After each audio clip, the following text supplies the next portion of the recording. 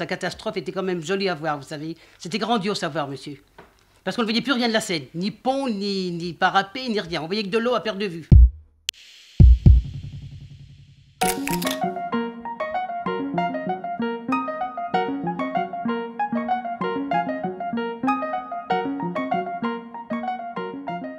Je portais le pain et mes derniers clients étaient au bord de la Seine. Au Trocadéro, j'avais le prince de Monaco au 2 et quand je l'avais servi, quand la Seine a commencé à monter, j'allais vite vers mon petit zouave au pont de l'Alma pour voir la montée de l'eau. Et alors quand l'eau est arrivée au cou, j'ai arrêté d'aller voir le zouave parce qu'on parlait de faire sauter le pont. Alors comme je ne voulais pas sauter avec, j'ai donc arrêté d'aller du côté du pont et je suis venue à l'escalier de la rue de la Manutention porter mon pain. L'eau était presque au haut des tréteaux, elle était toute noire. Et dans la Seine, elle courait à une vitesse formidable, en charriant toutes sortes d'objets. Enfin, j'ai même vu un bœuf qui avait tantôt le dos du côté de l'eau, tantôt les quatre pattes en l'air, des tonneaux, j'ai vu un arbre entier, j'ai vu des planches, enfin, de toutes sortes de baraques qui avaient certainement été démolies. Le long du Trocadéro, ça faisait une vraie plage, puisque c'était tout couvert d'eau partout.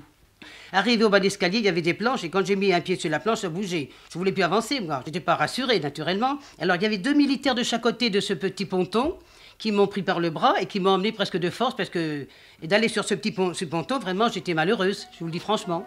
C'est ce courant, moi, qui m'est... C'était, vous savez, une vitesse formidable. Vous savez, je ne peux pas vous dire, j'ai vu la mer chez nous en Bretagne, puisque je suis bretonne, mais j'ai jamais... Ce courant-là était formidable ici, c'était fantastique. Et je ne pouvais pas détacher mes yeux. En 1910, j'habitais à Gennevilliers.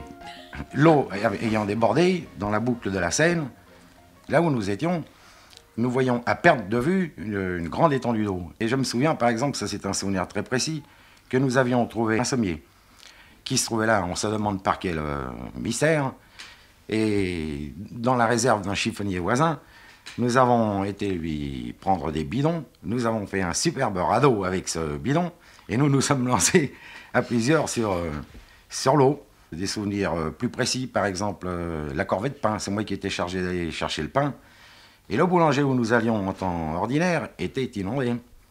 Sa cave était complètement noyée, son fournil ne fonctionnait plus. Les autorités avaient réquisitionné évidemment le commerce, ils avaient fait venir des soldats pour faire le pain, et ces soldats, qui devaient être des soldats du génie je suppose, avaient monté dans la rue inondée un four en briques qui était surélevé. Ils l'approchaient de ce four sur les passerelles. Les femmes attendaient aussi pour avoir le pain, tout ce qui était nécessaire à la nourriture, évidemment. Le ravitaillement était un petit peu difficile. Je me rappelle très bien toutes ces femmes, telles qu'elles étaient habillées à l'époque, avec des très grandes robes, qui attendaient, le regard anxieux, évidemment. Personne ne pensait à plaisanter, c'était plus de la rigolade. Et bien que je sois enfant à cette époque, évidemment, ça m'a frappé aussi. Je crois me souvenir aussi que nous sommes partis dans la direction d'Épinay. Nous sommes arrivés à une maison qui trempait complètement dans l'eau jusqu'à ras du toit. Tout d'un coup, nous entendons une voix qui sort de ce grenier et qui nous crie « Passez au large où je fais feu. Faites le tour de l'autre côté, je veux vous voir. » Nous avons fait le tour de l'autre côté de la maison, toujours dans le bateau bien entendu. Et là, nous voyons un pauvre vieux bonhomme qui s'était réfugié dans son grenier. C'était un épicier. Il n'avait pas voulu abandonner son matériel, il n'avait pas voulu abandonner ses réserves. Et comme il y avait des pillards, évidemment, il était resté là.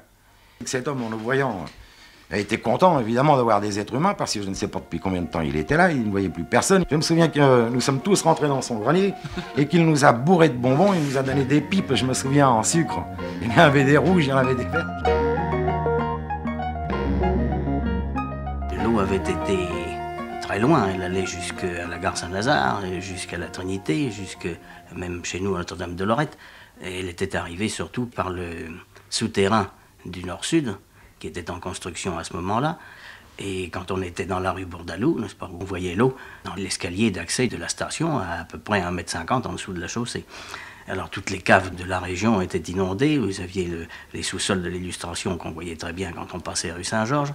Les caves rue du Havre du lycée Condorcet étaient inondées.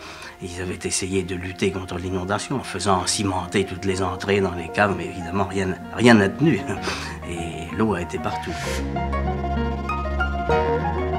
Beaucoup de traînards ou de malheureux qui n'avaient pu partir à pied sec durent recourir à des porteurs chaussés de bottes d'égoutier, les barques étant en nombre dérisoire pour assurer un tel trafic. Je me trouvais au coin de la rue Malard et de la rue Saint-Dominique, là où le flot s'arrêtait provisoirement. Les porteurs avaient pour la plupart des mines joviales. Ils récoltaient pas mal de pièces de 10 et de 20 sous pour prix de leurs allées et venues. Malheureusement, si les femmes transportées se contentaient de payer le prix convenu, trop d'hommes se croyaient obligés d'offrir un verre à leur porteur. Le cafetier de la rue Saint-Dominique ne s'en plaignait pas. Trop vite, les pauvres sauveteurs finissaient par ne plus marcher très droit. Et je me souviens d'avoir vu un porteur et son client culbuter dans 40 cm d'eau au beau milieu de la rue Malard. Les deux hommes, excités par les quolibets et les rires des assistants, furent bien près de se battre dans cette étrange piscine.